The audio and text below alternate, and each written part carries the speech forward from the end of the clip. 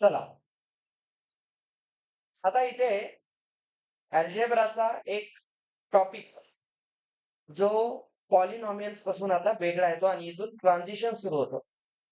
Chapters transit from polynomials to equations.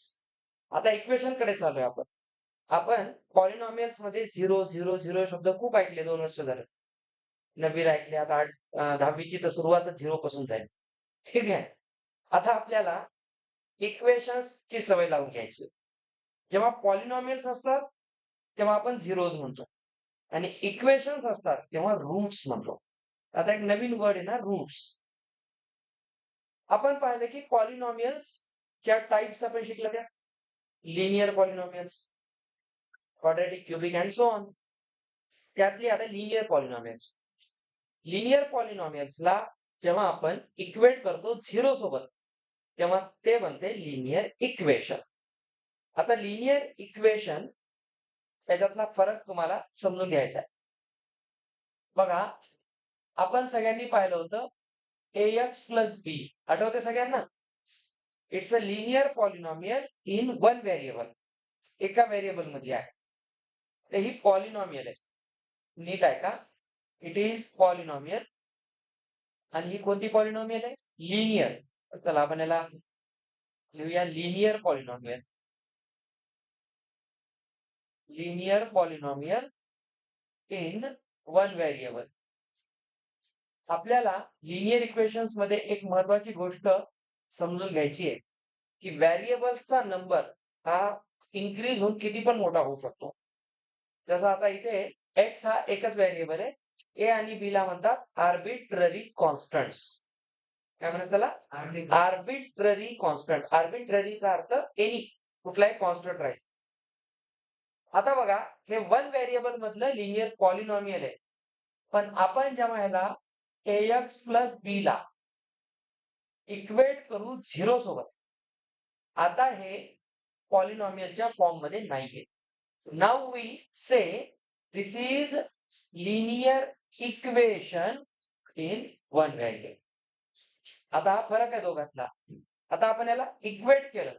बरं, equate नेहमी zero सोबत करतात असं नाही. ते कशासोबत इक्वेट होऊ शकते, त्याची व्हॅल्यू पुढे काही राहू शकते.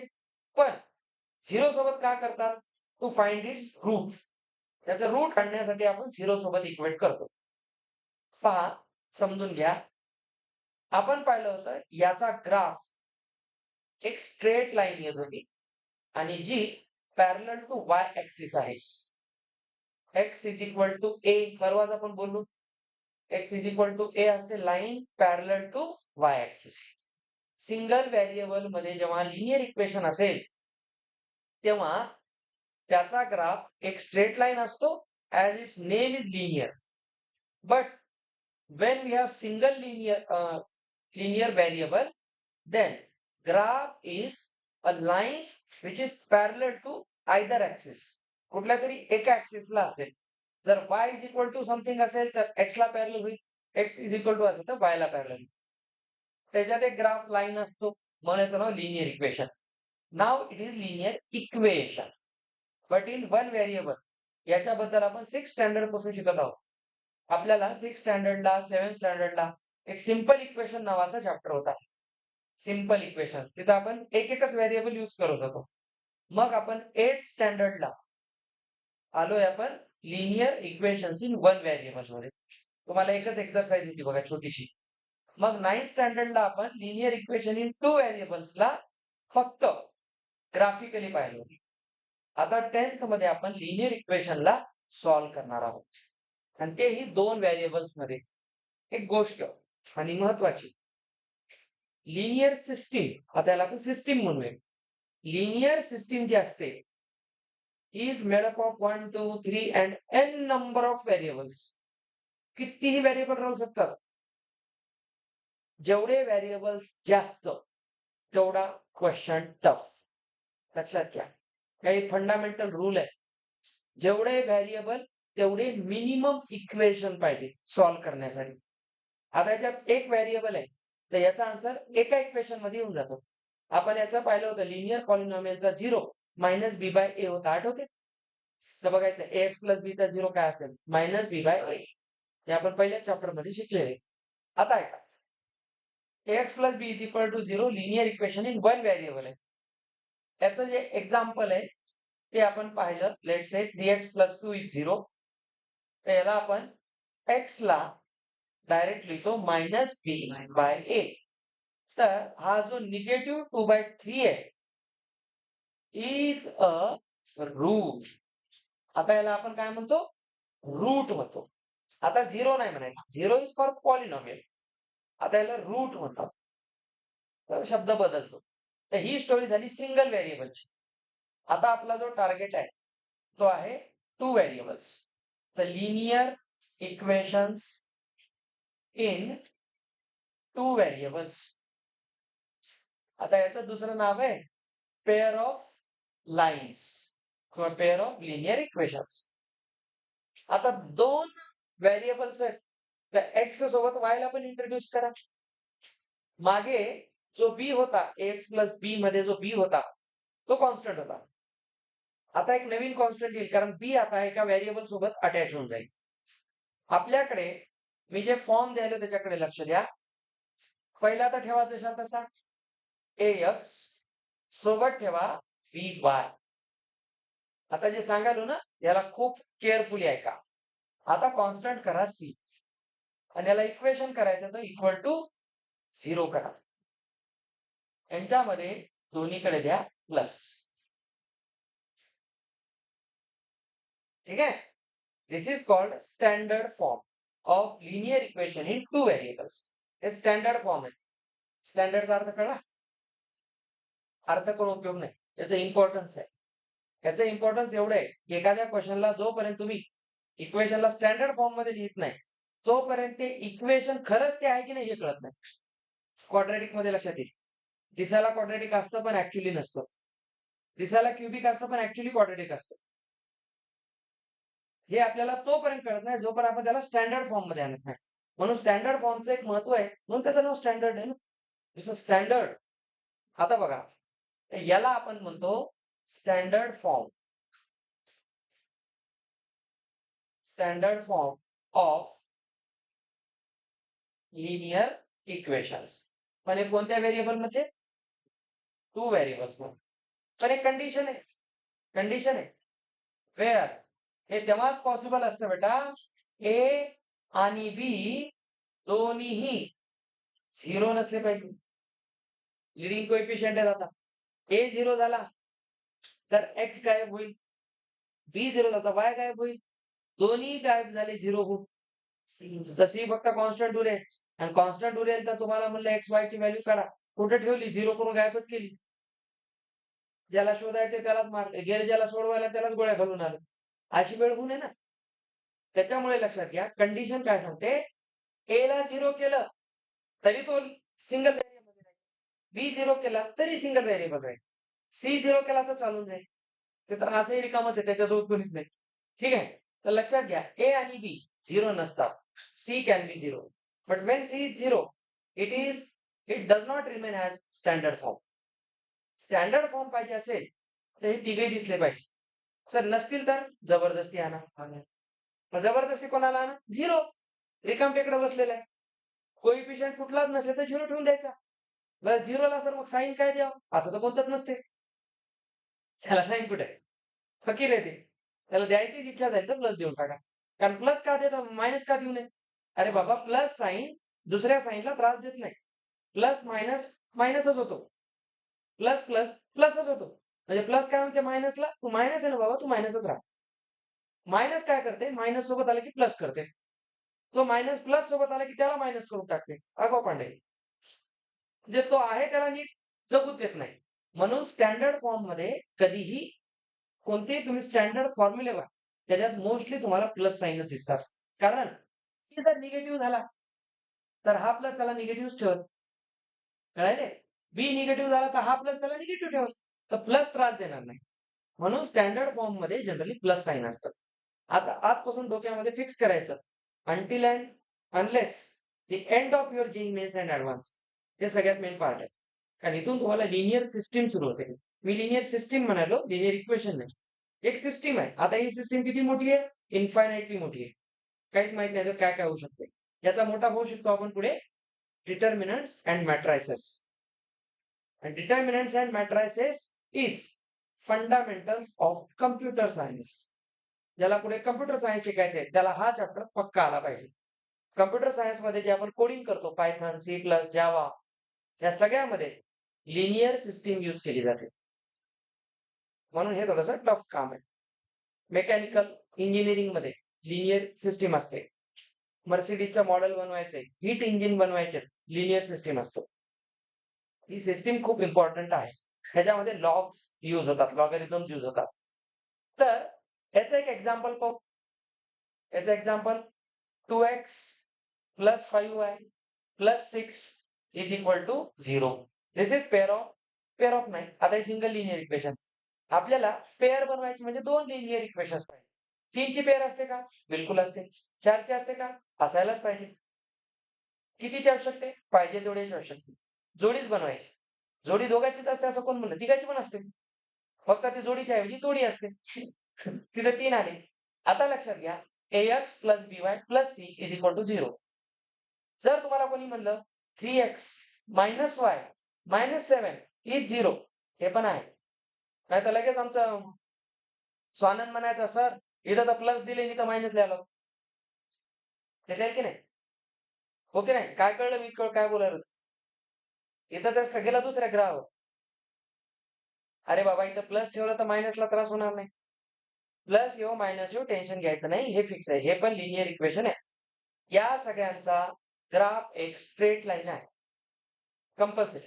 आता ही स्ट्रेट लाईन कशी? अशी येईल का ओरिजिन मधून जाणार येईल हे आपण फाउंडेशन मध्ये शिकतो. आपल्या संडेच्या फाउंडेशन मध्ये. आता आपण फक्त याला पाहायला शिकू. सोपं. आता पहा हे झालं लिनियर इक्वेशन. आता मी तुम्हाला म्हणेल कॉन्सेप्ट आहे पेअर ऑफ लिनियर इक्वेशन्स. मी आता इन टू व्हेरिएबल्स लिहिणार नाही. आता ते फिक्स आहे. आपला चॅप्टर 2 व्हेरिएबल्स आहे. आज आपण एक कॉन्सेप्ट शिकणार आहोत. आज आपण सॉल्व्ह नाही करणार. आपल्या एनसीईआरटीच्या बुकनुसार सध्या आपल्याला याची कन्सिस्टन्सी चेक करायची. आता काय असते शिकवतो तुम्हाला. Consistency is main part of this chapter from which you expect at least one question in your boards. जसं पॉलिनॉमियल चॅप्टर मध्ये अल्फा बीटाच्या रिलेशनवर फिक्स क्वेश्चन येणार. त्याला तर चॅलेंजेस नाही. तसं या चॅप्टर मधून कन्सिस्टन्सीवर क्वेश्चन येणार. सॉल्व्ह करा म्हणण्यापेक्षा कन्सिस्टन्सीचे क्वेश्चन जास्त येणार. के काढा, पी काढा, रिलेशन काढा. हे क्वेश्चन फिक्स आहेत. आता कन्सिस्टन्सी वगैरे काय असते याच्यावर आज आपल्याला डिस्कस करायचं आहे. आता आपण वर्ड यूज करत आहोत पेअर. त्याचा अर्थ आहे की आता आपल्याला 2 लाईन्स इथं पाहिजे. एका लाईनचं स्टँडर्ड इक्वेशन काय होतं? ax plus by plus c equals 0. हे तर एक इक्वेशन आहे. This represents a single line, single straight line. मी काय करतो या कोइफिशियंट्सला 1 1 1 a1 x b1 y c1 x1 y1 म्हणू नका. त्याचे एक कारण सांगतो. x ला जेव्हा तुम्ही x1 y ला जेव्हा y1 म्हणता तेव्हा ते व्हेरिएबल्स राहत नाही, ते कॉन्स्टंट होतात. आठवा काल कोऑर्डिनेट जॉमेट्री मध्ये मी x1 x2 y1 y2 लिहित होतो. तर ते व्हेरिएबल नव्हते, ते नंबर्स होते. ते कॉन्स्टंट होते. त्या व्हेरिएबलला उगाच मनाने 1 2 लिहायचे नाही. ते कोणाला लिहिले जातात? ए बी सी ला. These are arbitrary constants. Arbitrary constant याचा अर्थ असा आहे की x आणि y ह्याचे फिक्स व्हेरिएबल्स आहेत. पण ए बी सी वेगवेगळे आहेत. A b c can be different. आता मी जर पेअरच बनवायची तर दुसरं इक्वेशन आणेल. तर मी परत लिहील. सर एज लिहील, एक्स लिहील, परत बी आणि वाय लिहील, परत सी लिहील आणि 0 लिहील. जर मी याला 1 2 3 केलं नसतं तर दोन्ही इक्वेशन सारखे दिसले असते. आता मी याला लिहील A2 B2 C2. Now these two lines represent two distinct and different lines. हे दोन्ही वेगवेगळ्या लाईन्स आहेत आणि जेव्हा आपण या दोघांना एकत्रित पाहतो सायमल्टेनियसली, एकत्रितचा अर्थ मॅथ्स मध्ये असतो सायमल्टेनियसली, तेव्हा आपण त्याला म्हणतो पेअर ऑफ स्ट्रेट लाईन्स. ठीक आहे. आता ही झाली एकत्रितपणे पेअर. समजलं? आता याच्यामध्ये जे ए बी सी आहेत हेच या चॅप्टरचे मेन कार्यकर्ते आहेत. सगळी जी स्टोरी आहे, चलो आपल्याला कळलं पेअर कशी रिप्रेझेंट करतात, ए बी सीचं मिनिंग नेमकं काय आहे. आता एक मेन गोष्ट, मी ज्यावेळेस म्हणेन 2 लाईन्स आहेत, 2 लाईन्सला मला सॉल्व्ह करायचंय. जसं मी एका लाईनला सॉल्व्ह करताना मला एकच इक्वेशन पाहिजे होतं. का? एक व्हेरिएबल, एक इक्वेशन. याचा हिशोब फार स्पष्ट आहे मॅथ्समध्ये. मॅथेमॅटिक्स काय म्हणते? इक्वेशन सॉल्व्ह करायचंय? हो. सांगा किती व्हेरिएबल्स आहेत? ते म्हणला 1. चल, एक इक्वेशन घे, आन्सर कर. संपलं. त्याचा 0 फिक्स होता -b/a. फिक्स होता. एकच 0 होता. का? डिग्री 1 आहे. पॉलिनॉमियलने आधीच सांगितलंय. इक्वेशन सोडवा, काही सोडवा. डिग्रीकडे लक्ष द्या रे बाबा. डिग्री महत्वाची आहे. त्याने शिक्षण घेतलं, एवढी मोठी डिग्री घेतली. ती डिग्री वाया जाऊ नये ना. लिनियर इक्वेशनची डिग्री 1 आहे. एक्सचा पॉवर 1 आहे बघा हायेस्ट. वायचा पॉवर 1 आहे हायेस्ट. डिग्री फिक्स आहे. पण जेव्हा तुम्हाला कोणी म्हणेल, माझ्याकडे 2 व्हेरिएबल्स आहेत आणि सॉल्व्ह करायचंय आणि इक्वेशन एकच आहे. तर या जन्मात तरी आन्सर निघणार नाही. तर रूल काय सांगतो? जेवढे व्हेरिएबल्स मिनिमम तेवढे इक्वेशन. सर जास्त झाले तर आनंदच आहे. 2 पेक्षा जास्त इक्वेशन असतील तर 2 इक्वेशन तर सोडवायला काहीच अडचण येणार नाही. 2 व्हेरिएबलचे. जेवढे व्हेरिएबल्स तेवढे मिनिमम इक्वेशन्स लागतात. तरच सिस्टीम सॉल्व्ह होते. याला आपण म्हणतो system of pair of lines. एक सिस्टीम आहे. आता 2 लाईन्सचं मला सोल्युशन काढायचं. तर मी बिलकुल जबरदस्ती नाही करू शकत, की याचं उत्तर आलंच पाहिजे. कसं काय आलं नाही? नाही. ते आपल्या हातात नाही. ते कोणाच्या हातात आहे? आपल्याच आहे मॅथ शिकल्यावर. आता आपण या कॉन्सेप्टला पुढे एका महत्त्वाच्या गोष्टीला, जो आपला आजचा टॉपिक ऑफ द डे आहे. त्याच्यावर आज आपल्याला फुल काम करायचंय आणि इथून तुम्ही परफेक्ट बनायचंय. Now we will discuss over consistency of lines. आता आपण ज्यावेळेस म्हणतो तुम्ही अभ्यासात कन्सिस्टंट पाहिजे, जसं लाईन्सचे जर सोल्युशन पाहिजे असतील, म्हणजे एक्स आणि वायच्या जर व्हॅल्यूज पाहिजे असतील, तर पहिली कंडिशन मॅथ्समध्ये सांगितली जाते की त्या लाईन कन्सिस्टंट असल्या पाहिजे. आता कन्सिस्टन्सी वगैरे काय असते समजून घ्या. चलो, जे पेअर ऑफ लाईन्स आहेत, पेअर ऑफ लाईन्सला तुम्ही लक्ष दिलात तरच मी पुढे शिकवेन ना. पेअर ऑफ लाईन्स मध्ये आपल्याला 3 प्रकारच्या गोष्टींना समोर जायचं आहे. 3.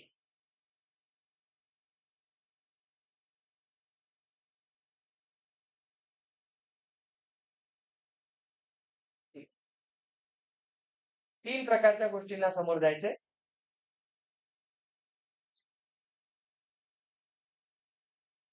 कोणत्याही पेअर ऑफ स्ट्रेट लाईन्सचे जर सोल्युशन काढायचे असतील तर काय काय होऊ शकते बघा. 2 स्ट्रेट लाईन या आयदर काय असतील, इंटरसेक्टिंग. 2 लाईन दिल्या तर एकमेकांना कट करू शकतात. 2 लाईन एकमेकांना एका पॉइंट मध्ये कट करण्याची कंडिशन, त्याला आपण म्हणतो intersecting lines. Pair of lines can be intersecting. Second काय पॉसिबिलिटी आहे? Can be parallel. तू तुझ्या गावाला, मी माझ्या गावाला, काही संबंध नाही, पॅरलल. आणि तिसरं असते को इन्सिडेंट और ओव्हरलॅपिंग. त्याचा दुसरा शब्द हा पण असतो ओव्हरलॅपिंग. आता याला आपण समजून घेऊ. लाईन्स बद्दल बोलतोय आपण. चला, जर एखाद्या कोऑर्डिनेट सिस्टीम मध्ये 2 लाईन्स आल्या, मी आता म्हणल्याप्रमाणे फिगर काढणार आणि मग आपण चर्चा करू सोल्युशन्सवर. समजून घ्या. इंटरसेक्टिंग आहे, इथे इंटरसेक्ट झाले 2 लाईन्स, हे म्हणते पॅरलल्स आहेत. त्या पॅरलल लाईन्स असतील. तिसरी कंडिशन आहे, ही एक लाईन दुसरी लाईन कोइन्सिडेंट लाईन्स. आता तुम्ही पहा, इन फर्स्ट फिगर दोघांमध्ये जो इंटरसेक्शन आहे तो एकच पॉइंट आहे. इंटरसेक्टिंग आहे नो डाऊट, पण एकाच पॉइंट मध्ये एकमेकांना कट करतात. जेवढे कट्स तेवढे सोल्युशन्स. अरे बहुत इझी होता मॅथ्स. एका पॉइंट मध्ये कट करते, एका पॉइंट मध्ये इंटरसेक्टिंग असतील तर याला म्हणतात युनिक सोल्युशन. तर या लाईन्सचा आन्सर काय असेल? Unique solution. It means x and Y have fix values. X आणि वायच्या व्हॅल्यू फिक्स, एक आणि एकच व्हॅल्यू आहे, दुसरा डोक्यात लावायचं नाही. त्याला म्हणतात युनिक सोल्युशन. युनिक सोल्युशन केव्हा असते? when two lines are intersecting in one and only one point. एका पॉइंट मध्ये कट करत असतील तर इंटरसेक्टिंग लाईन्स असतात, त्याला सोल्युशन असते युनिक. हे कटच करणार नाही तर नो सोल्युशन. पॅरलल लाईनच्या बाबतीत आपण म्हणतो नो सोल्युशन, त्याला सोल्युशनच राहणार नाही. छान. आता ह्याच्यामध्ये दोन्ही लाईन्स पहा, प्रत्येक पॉइंट एकमेकाला कट करतात, ईच अँड एव्हरी पॉइंट. आता आपल्याला माहिती आहे एका लाईनवर इन्फायनाइट पॉइंट्स असतात. असा हाताला ठेवा, इन्फायनाइट पॉइंट बघा. ठीक आहे, तर इन्फायनाइट पॉइंट्स असतात, तर याला आपण म्हणूया इन्फायनाइटली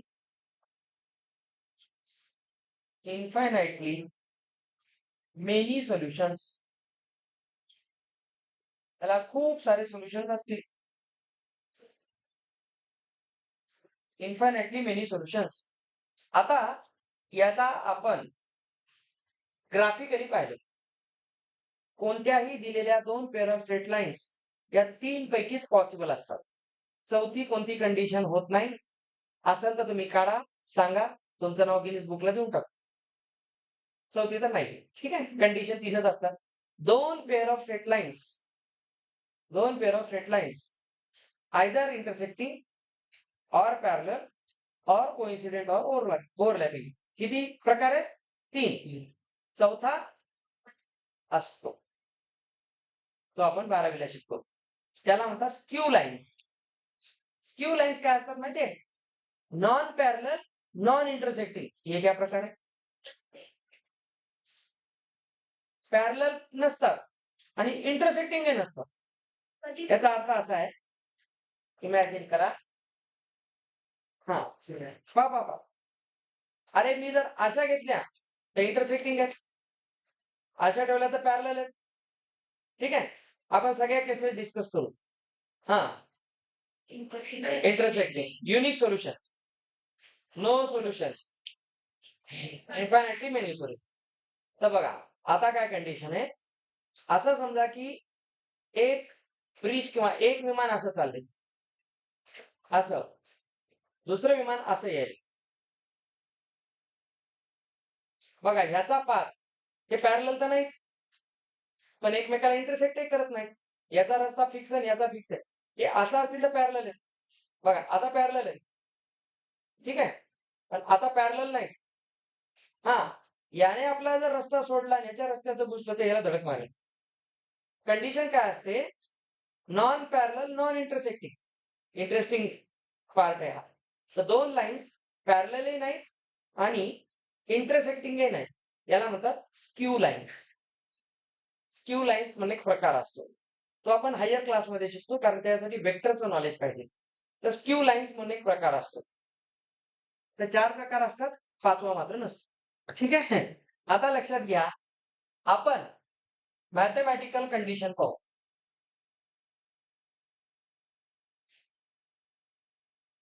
एक मिनिट बेटा.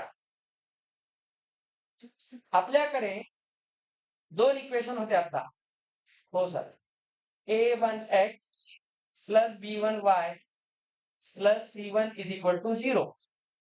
मध्ये मध्ये बोल नका, समोर लक्ष द्या. a2x plus b2y plus c2 equal 0. हे दोन इक्वेशन्स आहेत आपल्याकडे.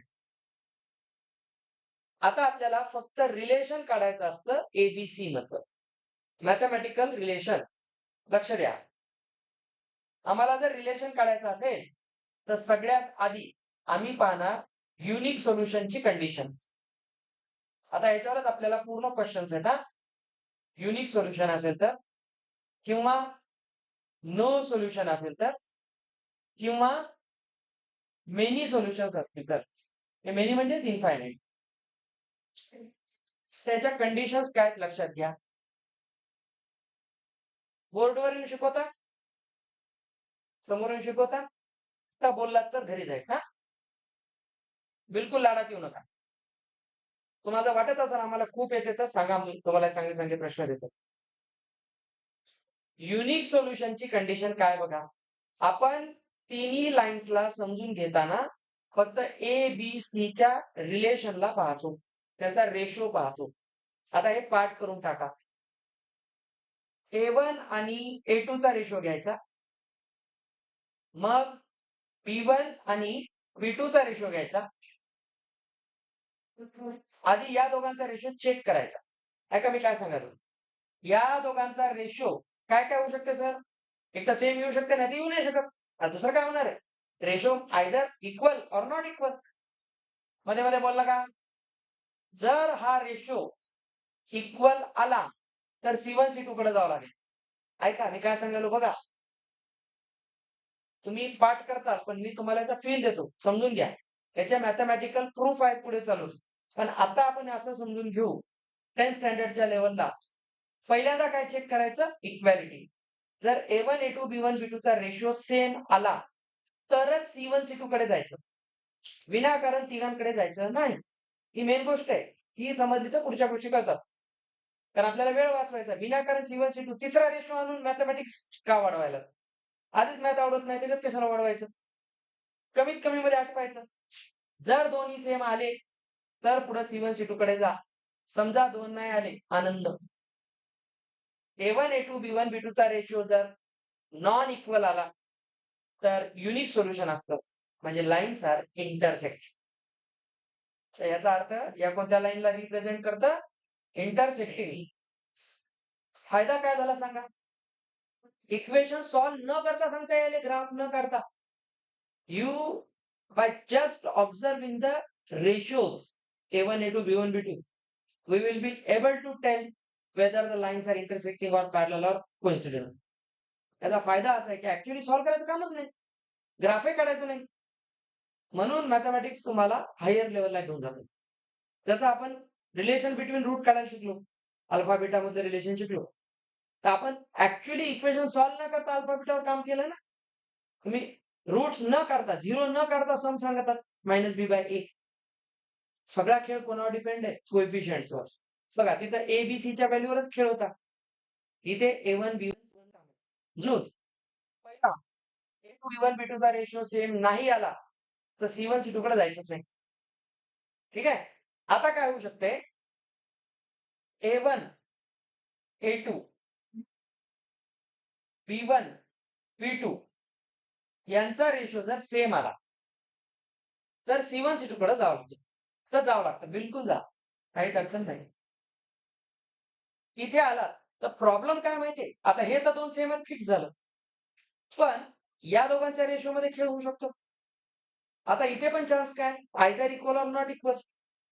जर आपल्याला नो सोल्युशनची कंडिशन पाहिजे असेल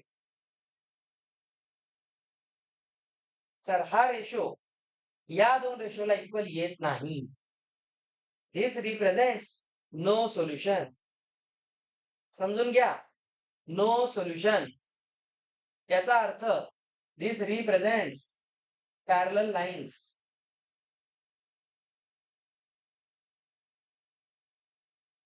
तर मी एवढं छान मॅथ शिकवले, झोप येते किती कमाल. आता पहा बाकी काय हालत होत असं देवाला माहिती. A1 A2 B1 B2 जर सेम आले तर कोणाकडे जा? आता एकच चान्स आहे, ह्याला पण सेम व्हायचे. समजे, याला पण सेम व्हायचे. जर सगळे रेशो सेम झाले तर त्याला many solutions, infinitely many solutions असतात. These are coincident lines.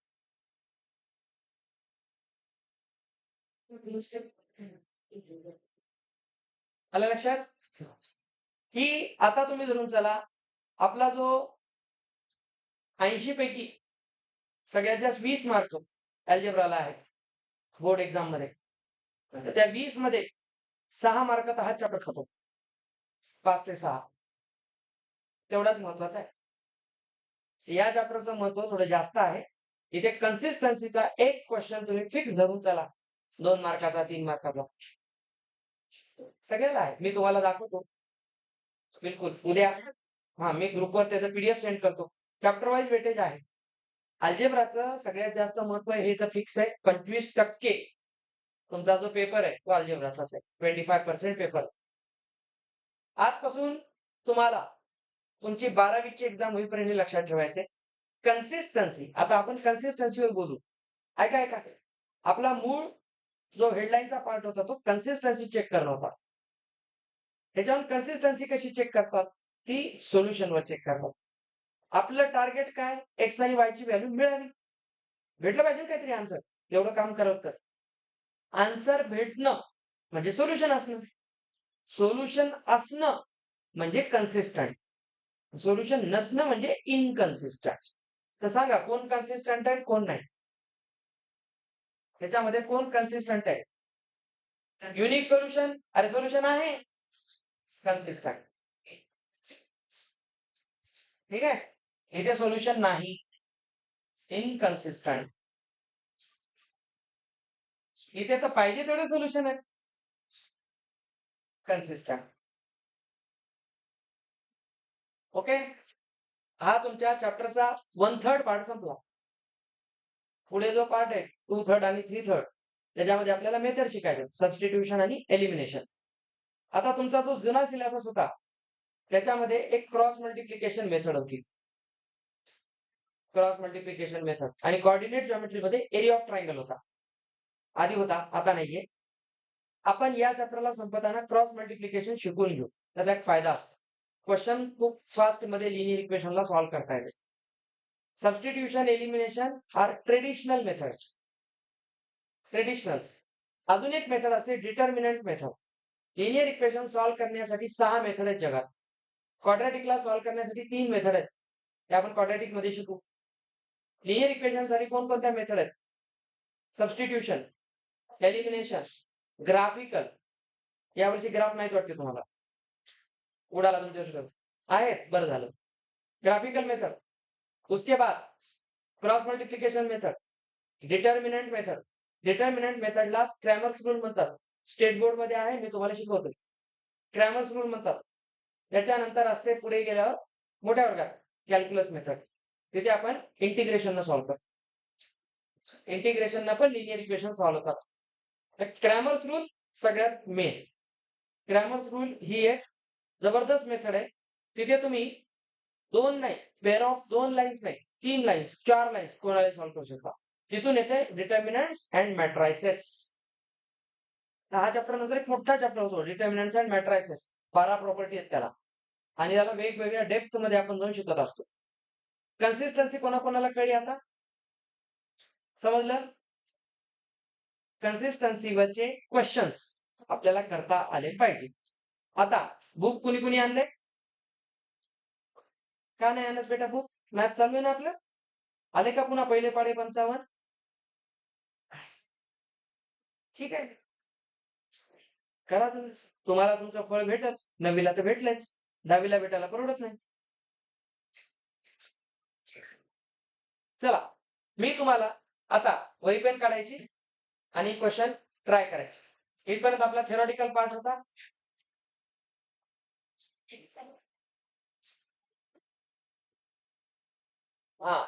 Practice करायची थोडीशी. चेक वेदर मध्ये मध्ये बोल नका. चेक वेदर कन्सिस्टंट और not.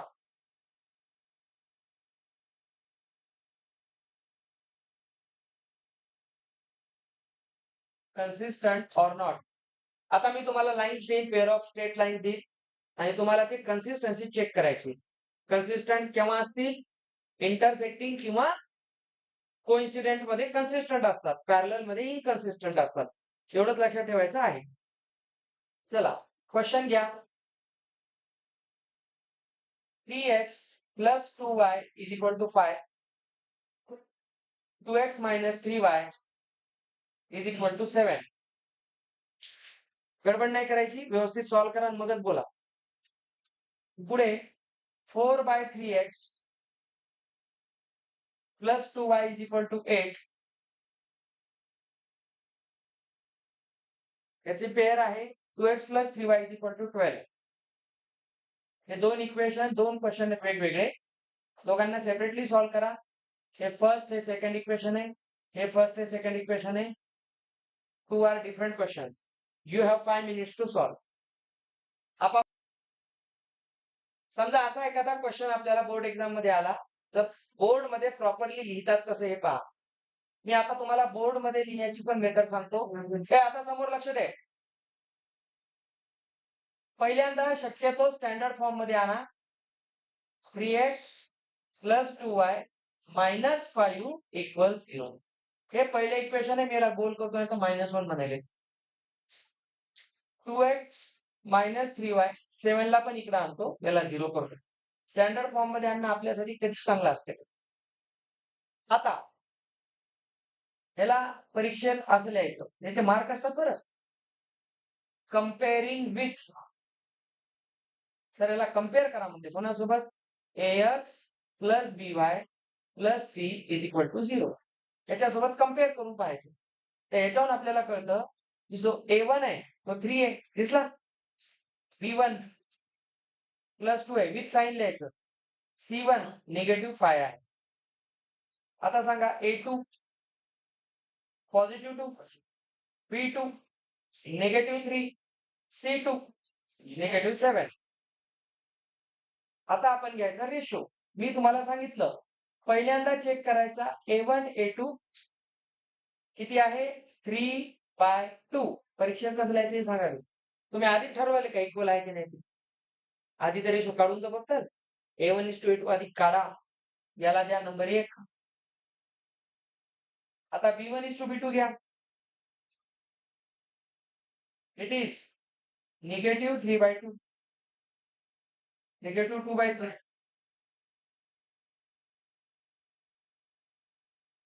1 is not equal to 2 किंवा असं म्हणा a1:a2 is not equal to b1:b2. त्याला आपण म्हणतो intersecting lines. Intersecting lines have unique solution. हे सगळं बोर्ड एक्झाम मध्ये लिहा, तेव्हा मार्क पडतील. So lines are consistent. इथून तिथपर्यंत लिहिण्याच्या प्रत्येक स्टेपला हाफ वन असे मार्क आहेत. बोर्ड एक्झाम मध्ये तुम्ही बरोबर आन्सर काढून आन्सर लिहिण्यात काहीच मार्क नसतात. इथे तुम्हाला लेंदी आन्सर द्यायचेच आहेत, द्यावंच लागतील. चला पुढच्या क्वेश्चन मध्ये मी तुम्हाला एक टेक्निक शिकवतो आणि तीच वापरायची इथून पुढं.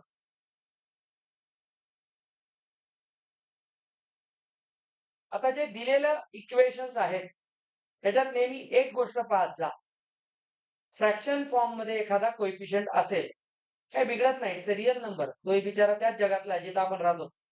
पण अडचण आहे तो फ्रॅक्शन मध्ये. तर स्टँडर्ड फॉर्मॅट सांगतो की कोएफिशियंट जनरली इंटिजर्स ठेवत जा. त्यासाठी एक काम करा.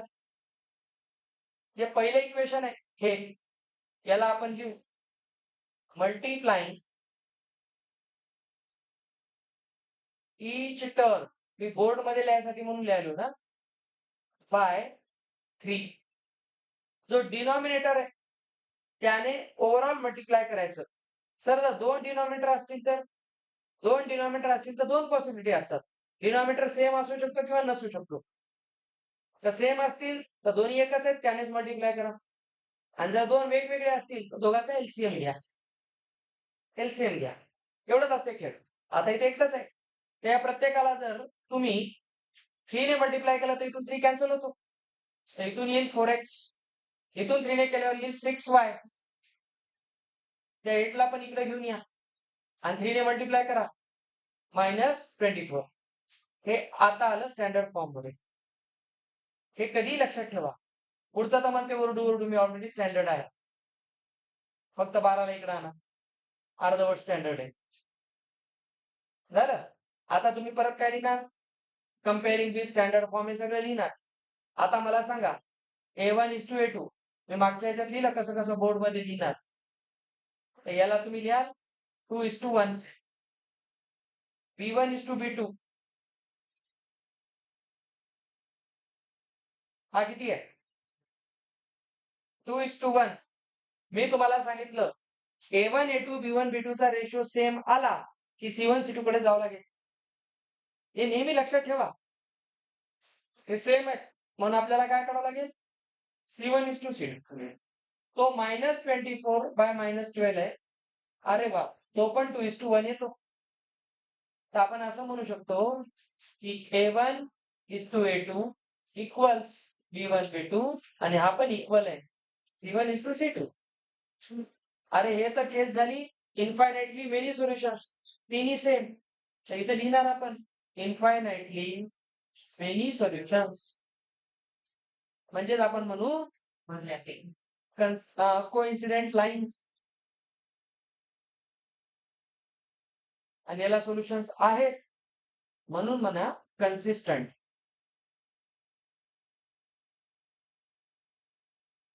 कळेपर्यंत असा क्वेश्चन आपल्याला परीक्षेत 2 किंवा 3 मार्काला येतो. ते सगळं लिहायचं आणि चेक करायचं. चला नेक्स्ट क्वेश्चन.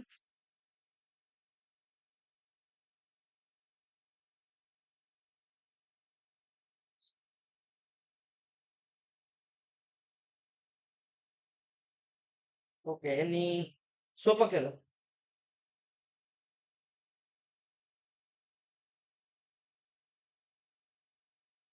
चला find nature of solutions. Nature of solutions काढणं म्हणजे सांगणं युनिक आहे का नो सोल्युशन आहे का इन्फायनाइटली मेनी सोल्युशन्स आहेत.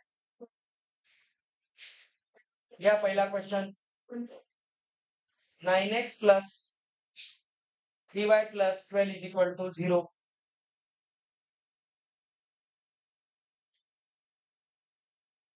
18x plus 6y plus 24 is 0.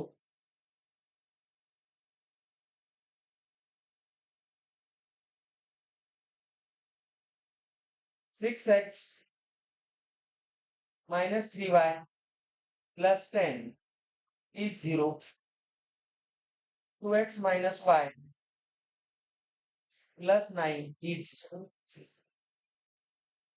Okay तुम्ही याला सॉल्व्ह केला असेल तर बघा इतर रेशो तुम्हाला लक्षात आला 1:2.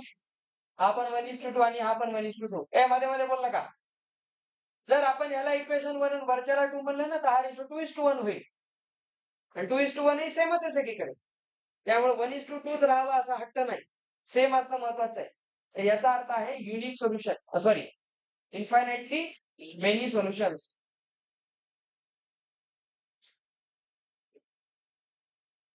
Infinitely many solutions. इथे बघा हा रेशो 3:1 आहे. हा पण 3:1 आहे दिसला. पण हा 10:9 आहे. तर हे दोघं सेम आहेत पण हा नाही. तर याला आपण म्हणू नो सोल्युशन. असं का होत असेल बरं नो सोल्युशन त्याचं लॉजिक काय हे तर मी सांगितलं. ह्याचं लॉजिक काय याला नो सोल्युशन येण्याचं काय लॉजिक आहे. सोल्युशन येण्याचा अर्थ काय असतो एक्स आणि वाय भेटणे. अरे बाबा रेशो सेम झाले तर एक्स वाय तर कॅन्सलच व्हायले ना. एक्स वाय कॅन्सल झाला तर उरला कोण कॉन्स्टंटच. आणि एक्स वाय राहिला नाही तर सोल्युशन कोणाचं काढता. हे त्याचं लॉजिक आहे. हे माहित पाहिजे की का या केसमध्ये का नो सोल्युशन आहे. हे मी फक्त लॉजिकली सांगितलं मॅथमॅटिकली आता नाही सांगत. आता फक्त तुम्ही या गोष्टी अप्लाय करायला शिका. आता या टॉपिक मध्ये आपल्याला शिकायचं काही नाही. आता आपलं आजचं काम संपलं. उद्या आपण डिस्कस करणार ग्राफ. त्याच्यामध्ये एक मेन गोष्ट असते याचे क्वेश्चन्स फार इंटरेस्टिंग असतात. बोर्ड एक्झाम मध्ये कसे येतात बघा. तुम्हाला 2 लाईन्स देतील आणि असं म्हणतील त्या 2 लाईनचा ग्राफ काढा. त्या 2 लाईनचा ग्राफ काढल्यानंतर मग लक्षात येते की तो ग्राफ एक्स ऍक्सिसला कट करून एक ट्रायंगल तयार होतो आणि त्या ट्रायंगलचा एरिया सांगा. असा एक क्वेश्चन येतो. त्याच्यामध्ये तुम्हाला बरेचसे क्वेश्चन्स आहेत किंवा असं म्हणतील एक एरिया ऑफ ट्रायंगल 0 आहे. तर याची व्हॅल्यू काय येऊ शकेल? आता एरिया ऑफ ट्रायंगल 0 असण्याचा अर्थच असतो, की त्या 2 लाईन्स पॅरलल आहेत. खूप मस्त प्रश्न असतात त्याचे. ग्राफ काढत असताना सगळ्यात मेन तुम्हाला जी प्रॅक्टिस करायची आहे, ती आहे व्हॅल्यू टेबल्स बनवणे. या चॅप्टरमध्ये सगळ्यात मेन महत्व आहे व्हॅल्यू टेबल्सला. व्हॅल्यू टेबल्स हा याचा सोल पार्ट आहे. ग्राफ नंतर आपण पाहणार सबस्टिट्यूशन मेथड. आपण ऍक्च्युअली लिनियर इक्वेशन सॉल्व्ह करायला शिकतोय आणि त्याच्यानंतर आपण पाहणार एलिमिनेशन मेथड. आता या मेथडचं खरं नाव असते एलिमिनेशन बाय इक्वेटिंग कोएफिशिएंट्स.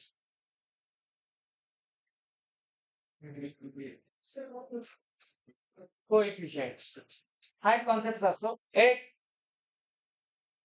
या 3 आता तुमच्या सिलेबस मधल्या मेथड आहेत. त्याच्या बाहेर जाऊन आपल्याला एक मेथड शिकायची असते, डिटर्मिनंट्स काढता येणे. डिटर्मिनंट्स मी तुम्हाला शिकवले होते मागे. आठवा मी ह्याच्यामध्ये नंबर दिले होते.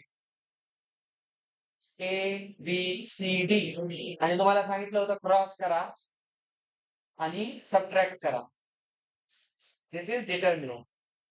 तर ही एक मेथड शिकायची. डिटर्मिनंट्स वर आधारित असतो क्रॅमर्स रूल. क्रॅमर्स रूल असतो लिनियर इक्वेशन सॉल्व्ह करण्याचा रामबाण औषध. कसलंही लिनियर इक्वेशन हे पटकन सॉल्व्ह करतात आणि त्याच्यानंतर तुमच्या सिलेबस मधून उडालेला क्रॅमर्स रूलचा भाऊ क्रॉस मल्टिप्लिकेशन. ही एक इंटरेस्टिंग मेथड आहे. ही मेथड जेईई मेन्स मध्ये खूप वापरली जाते क्वाड्रॅटिक इक्वेशन सोडवत. क्रॉस मल्टिप्लिकेशन मेथड क्वाड्रॅटिक साठी पण असते, मल्टिप्लिकेशन शन्स नाही. उद्याचा आपला जो भाग असेल थिअरॉटिकल असेल. उद्या आपण या मेथड एक एक एक्झाम्पलने शिकू आणि मेन सगळ्यांनी आता रोज टेक्स्टबुक सोबत ठेवायचं. आता त्याच्यामध्ये नो एक्सक्यूज. चला केमिस्ट्रीचा काढा, सर येतात 5 मिनिटात वाचत बसा.